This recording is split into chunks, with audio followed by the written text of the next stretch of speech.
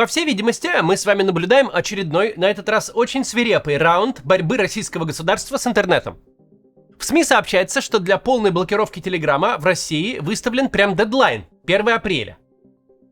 По отчетам технических экспертов мы видим, протоколы VPN подвергаются беспрецедентной атаке с использованием искусственного интеллекта для анализа трафика.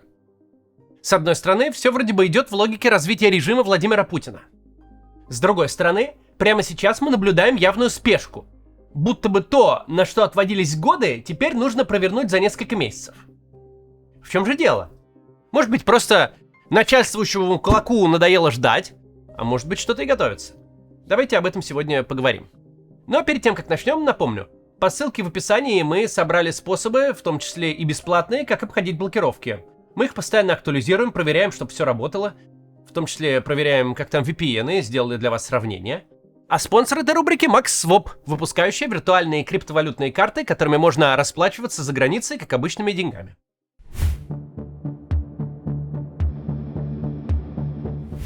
Сейчас довольно опасный момент, потому что с учетом всего произошедшего с начала года, от пленения Мадуро до захвата танкеров, Путину как-то нужно вернуться в контекст. Главный ньюсмейкер 4 предыдущих лет в первые 2 месяца 26 года будто в монастырь уехал. Недели прежде не проходило без новости в жанре «Владимир Путин заявил». И давно ли мы о таких слышали? Когда Путин заявлял нечто такое, чтобы это кто-то считал новостью в последний раз? Даже так сходу без гугла и не поймешь, то ли Путин до сих пор под корягой сидит и помалкивает, то ли что-то говорит, но всем без разницы, что он говорит, и никто из этого заголовки не делает. Ну ладно, полное отсутствие Путина в новостях, касающихся внутренней политики, это нам совершенно привычно. Происходящее в России, все эти налоги, телеграммы и прочая инфляция нашему пожилому автократу более или менее до фени. Мы не ждем, что он вдруг заговорит об электро- и теплоснабжении Белгородской области. Это все мелкие скучные дела. Но внешняя политика-то никогда же не была скучным делом. Там границы двигаются, великие дела решаются. Всякая интересная движуха происходит. Так вот, в мире, кажется, еще никогда не было столько движухи за 1 январь и февраль. Но Путина будто бы нет. Ни сам он толком ни слова не говорит, ни о нем толком не говорят. Он где-то существует, как некоторая угроза безопасности в Европе. Но Дональд Трамп однозначно собой все затмил. Дональд Трамп сейчас это Кока-Кола, а Владимир Путин напиток из черноголовки. Что-то такое глубоко провинциальное. Даже особенно озверелый террор Украины, убийство людей холодом, не особо как-то повлияло на путинское медийное восприятие. Ну потому что мудак сработал штатно. Че еще от него ждать-то и че обсуждать? Проблема заключается в следующем. Абсолютно все произошедшее за последние 4 года случилось для того, чтобы Путин перестал быть вот таким вот засунутым за угол карты автократом, которого перечисляют через запятую с полусотней коллег.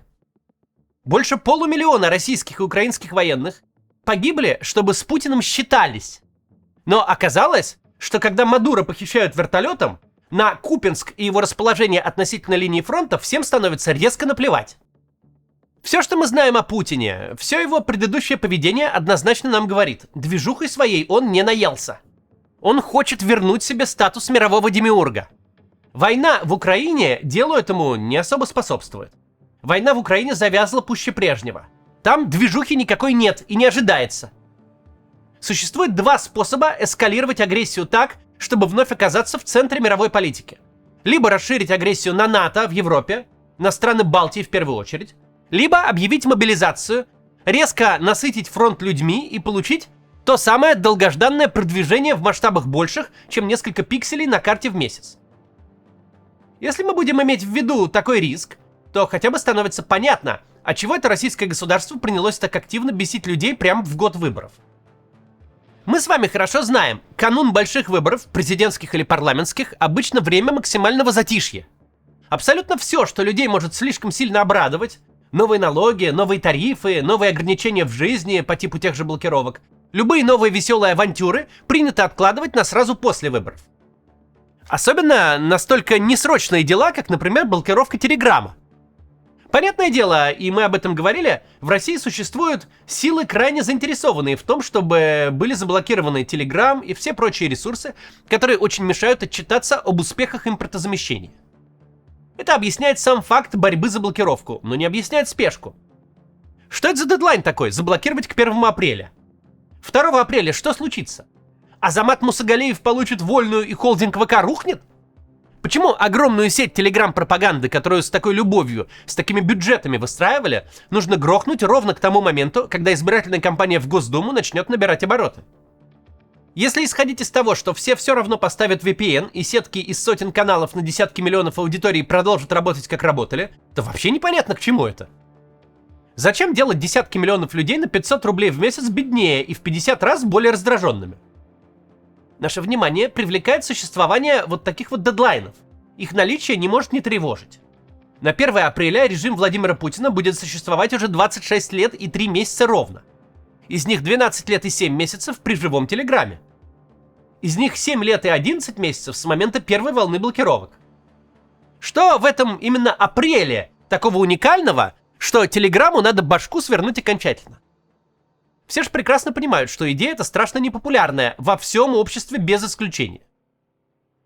Продолжим об этом говорить после рекламы. Посмотрите, пожалуйста. 10 февраля Роскомнадзор начал блокировку Телеграма. С тех пор пользователи мессенджера регулярно сталкиваются с неполадками. У кого-то не грузятся файлы, у других даже приложения не открываются. По оценке Downtracker 10 февраля блокировку заметили более чем 500 000 человек. При этом владельцы многих каналов прямо говорят, что не собираются переходить в другие мессенджеры и иносказательно, ведь рекламировать нельзя, рекомендуют подписчикам установить надежный платный VPN.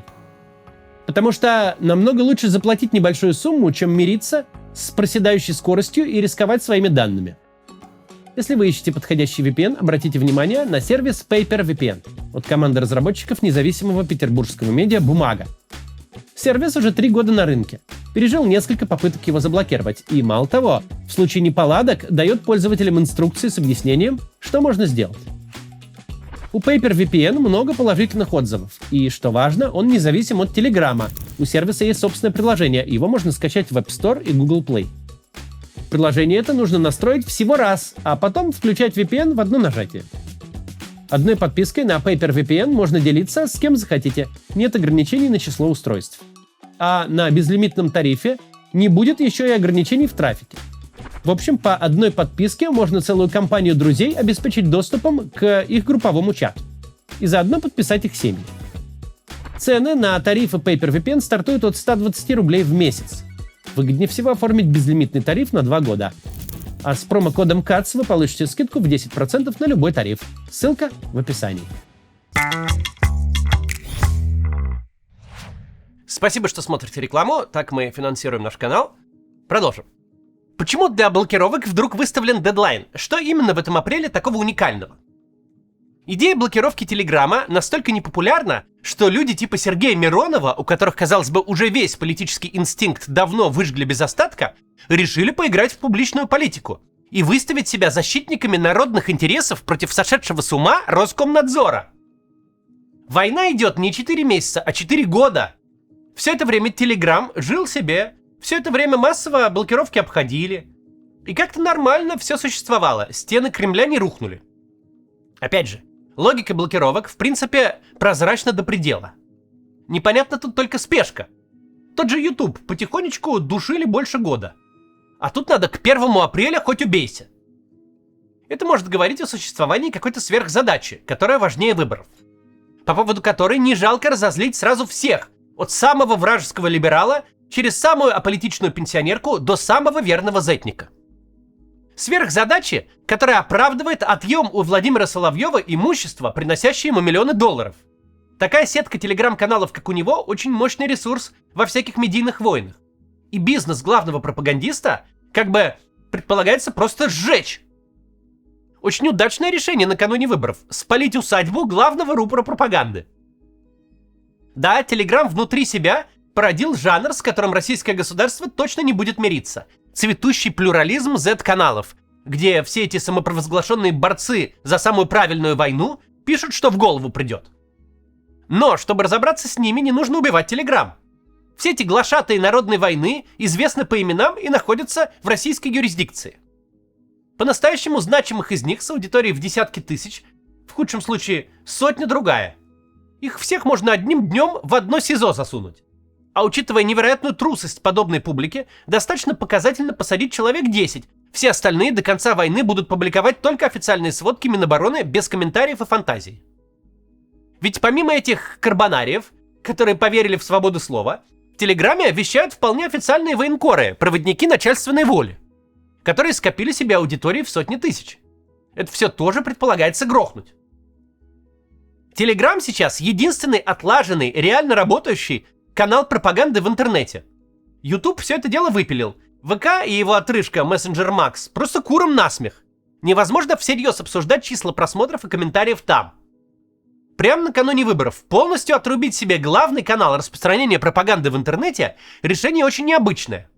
Остается понять, что для режима, который всегда очень переживает о выборах, у которого всегда за плечом призрак цветной революции, что для него важнее, чем парламентские выборы? Почему с такой легкостью система готова бесить и без того уставших людей? Почему с такой легкостью душит единственную большую площадку, где пропаганда присутствовала? Для политической машины, для условного управления внутренней политики администрации президента ничего не может быть важнее. Если в сентябре в урнах обнаружат 12% за Единую Россию, которые кое-как соскребли с бюджетников, если выборы придется максимально грубым образом перевернуть электронным голосованием не по нескольким округам в Москве, а по всей стране, это создаст реальный риск большой беды, особенно на фоне кризиса. Многие могут просто отказаться терпеть такую систему и такую власть, если поймут, что в урнах было 12%, а нарисовали 70%. По крайней мере, за такие результаты никто условного Кириенко уж точно по голове не погладит. Все эти дармоеды на Старой площади сидят ровно для того, чтобы формировать или, по крайней мере, эффективно изображать общественную поддержку на достаточном уровне. Чтобы просто в итоговой табличке циферки переписать, для этого достаточно одного референта с зарплатой в 60 тысяч рублей. Аппарат политических манипуляций, потребляющий миллиарды, для этого не нужен. А что бывает в наше время с теми, кто режиму больше не нужен, мы знаем. Если такого рода политика точно идет во вред самому политическому менеджменту, которому нужно выборы как-то проехать без активной ненависти граждан, значит решение принимается где-то выше, на том уровне, где можно забить болт на желания и потребности администрации президента. А выше тут только Путин.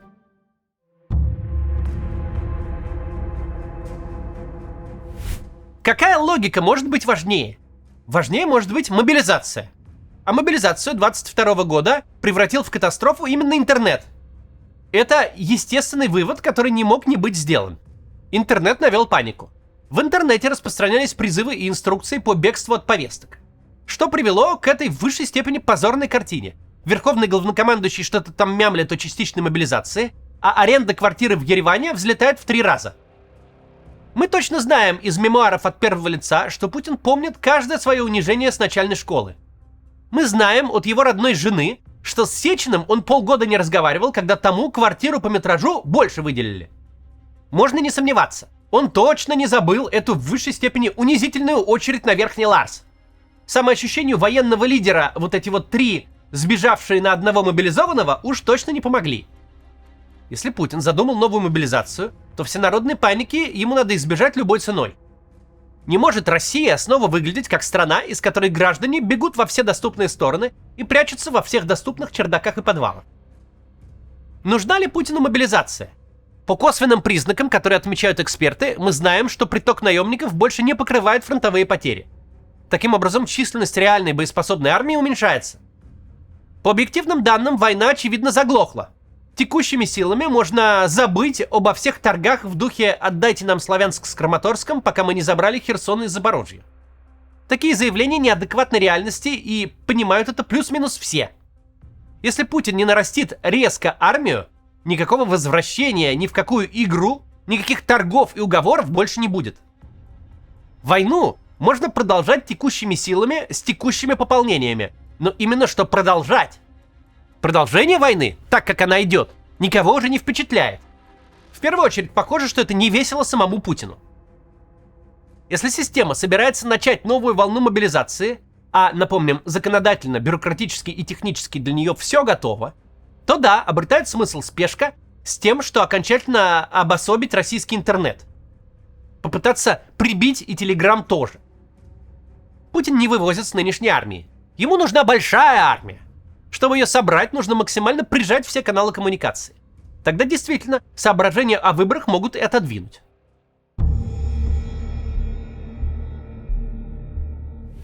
Второй вариант – это распространение войны. Нападение на страны Балтии будет гарантированным возвратом к движухе.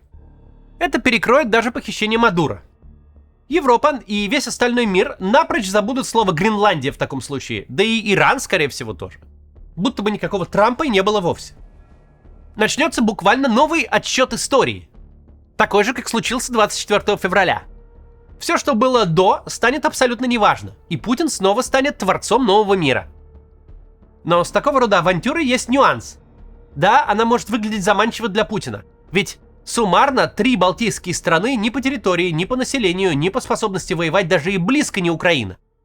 Но при всей привлекательности авантюра эта несет огромные политические риски. Хрен его знает, как отреагирует общество и элиты. Все, кроме самого Путина, задолбались от идущей сейчас войны. Тем более, не закончив и даже и близко не победив в одной, начинать новую, звучит как очень опасная идея. Крайне рискованно начинать новую войну при дефиците ресурсов. Страна уже слишком истощилась на текущей. Крайне рискованно начинать что-то новое без полной зачистки пространства. Если Путин имеет в виду кипиш масштаба реальной новой войны, да еще и со странами НАТО, то проблемы администрации, как бы им перевалиться через выборы, уж точно только их проблемы и больше ничьи. Тут уже совсем другая логика. Но может ли у происходящего быть какое-то менее брутальное объяснение? Что-то не связанное с новой войной и новой мобилизацией? Может быть, объяснение это кроется в Иране. Мы точно знаем, что начальство наше любую революцию, где бы то ни случилось, примеряет на себя. Любое восстание и любой мятеж. Особенно, когда речь идет о дружественном и типологически не очень далеком режиме.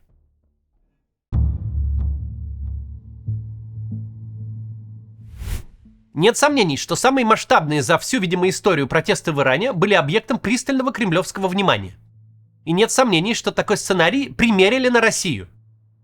Протесты эти возникли внезапно, откуда ни возьмись, а режим оказался на пороге реальной гибели. Почему в Кремле ожидают протестов и примеряют на себя иранский опыт? Да черт тебя пойми вообще. Они их всегда ожидают. Вот с каждым новым слоем асфальта, которым они закатывают общество, с каждым новым раундом назначения людей иноагентами, экстремистами и террористами, с каждым новым репрессивным законом ожидают все больше. Чем больше они стерегут себя от любых форм протеста, тем ярче в их воображении горят на площадях покрышки. Чем больше они себя охраняют, тем в большей опасности ощущают. Вот вроде бы ничего внутри страны не осталось. СМИ, политиков, активистов, организаций. Кто уехал, кого посадили, кого убили. И все равно начальство живет с ощущением, что только дай слабину, и благодарный народ тут же аккуратно развешивает их всех по фонарям. И похоже, такое ощущение только усиливается со временем. Репрессивный аппарат в России, если не самый большой, то уж точно в первой тройке по размерам. Менты, ФСБ, СК, прокуратура, ФСИН, Росгвардия, ФСО, 1,5 миллиона всяких вооруженных людей в погонах. Кого им бояться? Их режим внутри сторожит больше народу, чем на фронте с вооруженной армией противника воюет. Даже у ФСО, просто у личной охраны первых лиц, есть тяжелая бронетехника. Кого эти граждане так боятся? Почему каждый раз оказывается, что тех запретов, тех ограничений, того уровня репрессий, которых год назад было в 2 раза больше, чем достаточно, сейчас оказывается мало? Почему каждый раз выходит, что там, недоусилили, тут недозапретили, а здесь недозаблокировали? Ладно, все это были бесплатные развлечения. Но война с интернетом на всех фронтах стоит денег и по экономике без того хилой бьет сильно. Воображать себя на месте аятолл – занятие, на первый взгляд, бессмысленное, дорогостоящее и вредительское. Борьба с воображаемой угрозой создает реальную почву для недовольства. Разрушает привычную жизнь людей, многие из которых были вполне лояльны. Но если гипотеза эта реальна, то мы имеем дело с причинами скорее надуманными, чем рациональными, с кошкой, которая чует, чье мясо ест. Те, кто узурпировал власть, давно уже держатся за кресло помимо всякого закона и занимаются преступной херней и массовым убийством людей. И в глубине души они, судя по всему, понимают, что место им не в Кремле, а в черном дельфине. А когда ты ощущаешь себя самозванцем, наворотившим делов, то вполне закономерно опасаться, что за тобой придут. Непонятно кто, непонятно когда, непонятно как, по какой причине, что станет конкретным поводом. но придут. И от этого, что непонятно, кто, когда и где, и как, еще хуже. Когда есть реальная оппозиция с лидерами и структурами, ее можно разогнать, лидеров можно посадить, выгнать из страны, убить. А когда вообще все это сделали, то дальше-то что? Ну-ка напатить вообще все дыры. В каждом школьнике, в каждой пенсионерке мерещится второй Навальный. В каждом недовольстве тарифами ЖКХ – Майдан. Случилась бойня в Иране, значит, что-то они там не доглядели. Что-то где-то не выключили. За кем-то не проследили. Значит, оставалось место в интернете 3 иранцам собраться без надзора чекиста и о чем-то договориться. Вот они и договорились. Вполне возможно, и это будет хорошей в данном случае новостью, что в очередном раунде атаки на интернет мы видим обычную паранойю преступников, которые посмотрели на своих коллег в Иране, подавивших протесты с огромным трудом, примерили это на себя и, сломя голову, бросились душить все, что додушить не успели. Ведь в Иране тоже нет никакой оппозиции, никаких свободных СМИ, никаких легальных структур. Тоже все закатано в асфальт и подольше, чем в России. А поди ж ты, откуда-то взялись люди с большим желанием свернуть аятоллам шею. Вполне реально, и слава богу, если так, что в каждом стрёмном режиме на планете Путин видит себя. В каждом выступлении против этого режима он видит призрак своего будущего Рождества. И происходящее сейчас, возможно, не подготовка к чему-то ужасному, а попытка продержаться дольше. Чтобы вдруг за ним не пришли прямо завтра. До завтра.